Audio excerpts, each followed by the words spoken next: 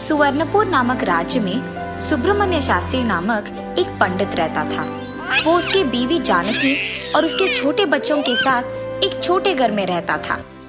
वो पंडित उसके परिवार का देखभाल ना करने के कारण बहुत दुखी रहता था और उसी समय में पंडित की बीवी का सेहत ठीक ना होने के कारण वो बिस्तर पे ही रहती थी। अपनी बीवी को अस्पताल लेकर जांच करवाने की भी पैसे नहीं थे उस पंडित के पास और इसीलिए वो हमेशा दुखी रहता था। आखिरकार अपनी बीवी की जांच करवाने के लिए भी मैं उसे अस्पताल नहीं ले जा पा रहा हूँ। उसके भी पैसे नहीं है मेरे पास। ये कौन सी दुर्भाग्य है मेरा।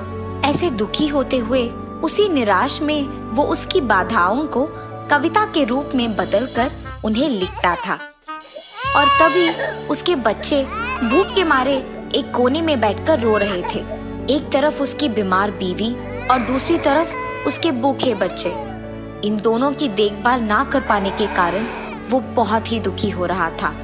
हाय भगवान, अगर मैं काम कर रहा होता तो ये स्थिति नहीं आती।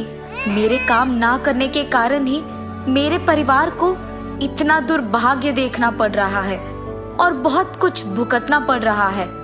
अगर मेरे पास काम होता या नौकरी होती तो हम सब कितने खुश रहते। इस समस्या का मुझे कोई ना कोई हल निकालना ही होगा। ऐसे वो पंडित सोच में पड़ जाता है।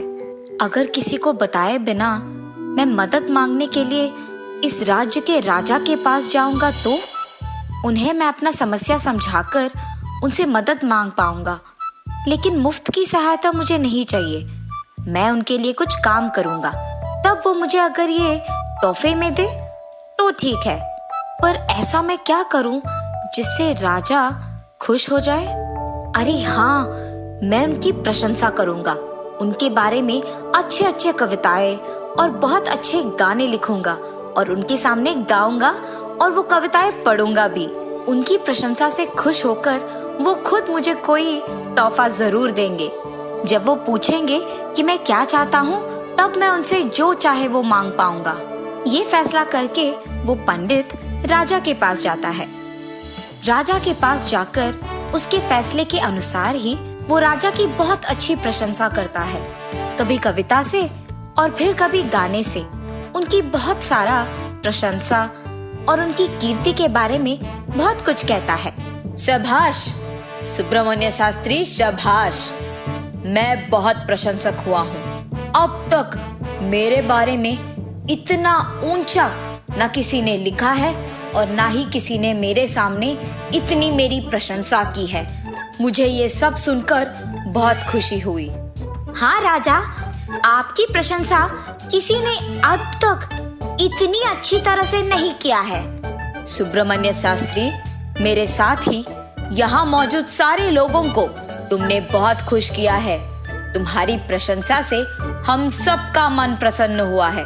मांगो, तुम क्या चाहते हो? अब मुझे ऐसा कुछ मांगना होगा जिससे मेरी बीवी और बच्चे हमेशा के लिए खुश रहे। ये सोचते हुए उसे कुछ ही दूर में शतरंज की बिसात पर बड़े करीने से व्यवस्थित सिक्के दिखते हैं। दयालु राजा, एक बार आप उस शतरंज की बिसात को जरा देखिए। उस शतरंज के पहले वर्ग में एक दाना और दूसरे में 2, ऐसे आने वाले हर वर्ग के लिए चावल के दाने को दुगना किया जाए। ऐसे आखिर में जितना भी चावल मिलता है वही मैं आपका तोहफा समझकर स्वीकार करना चाहूंगा। ये क्या चावल की दाने मांग रहा है? लगता है बेवकूफ है। इसे तो कुछ नहीं पता, इसलिए राजा जी से ये सिर्फ दाना मांग रहा है। सुब्रमण्यम शास्त्री, क्या तुम सोच समझकर ये सब पूछ रहे हो? तुम्हें मैं सोना, मोती, चांदी, जेवर कितना सारा दे सकता हूँ, पर तुम मुझे चावल के दाने ही मांग रहे हो। राजा जी, मुझे सिर्फ चावल के दाने बस है और कुछ नहीं चाहिए। ठीक है, तुम्हारी मर्जी। कौन है वहाँ मौजूद शतरंज की बिसात को यहाँ लाओ। जी राजा जी। और तब राजा के सेवक उस शतरंज के बिसात को राजा के पास लेकर जाते हैं। सेवकों, हमारे इस पंडित सुब्रमण्यम शास्त्री के इच्छा के प्रकार तुम लोग एक चावल के दाने को पहले वर्ग में और दूसरे वर्ग से उसको दुगना करते आखिरी तक जाओ और इसी शतरंज के बिसात पे वो करो। जी राजा जी। सेवक सारे चावल के दाने को एक एक वर्ग में लगाना शुरू करते हैं। तो पहले वर्ग में 1, दूसरे वर्ग में 2, तीसरे वर्ग में 4 दाने, चौथे वर्ग में 16, पांचवी वर्ग में 32, छठी वर्ग में 64, ऐसे लगाते जाते हैं जब तक 10वीं वर्ग पे पहुंचते हैं। उसका गिनती 512 हो जाता है और ऐसे 20वीं वर्ग पे 5,02,288 दाने गिनते हैं।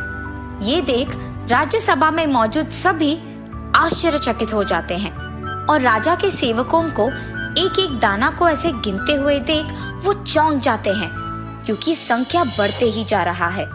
जब तक राजा के सेवक बीच रास्ते यानी 32वीं वर्ग पे पहुंचते हैं तो संख्या 2 करोड़ के ऊपर हो जाता है और उसके बाद आखिर तक पहुंचते हुए उन दानों की संख्या कुछ लाखों करोड़ों तक जाती है और उसके कारण उस राज्य के राजा को उनका पूरा जायदाद सुब्रमण्य शास्त्री पंडित को देने की स्थिति आ जाती है।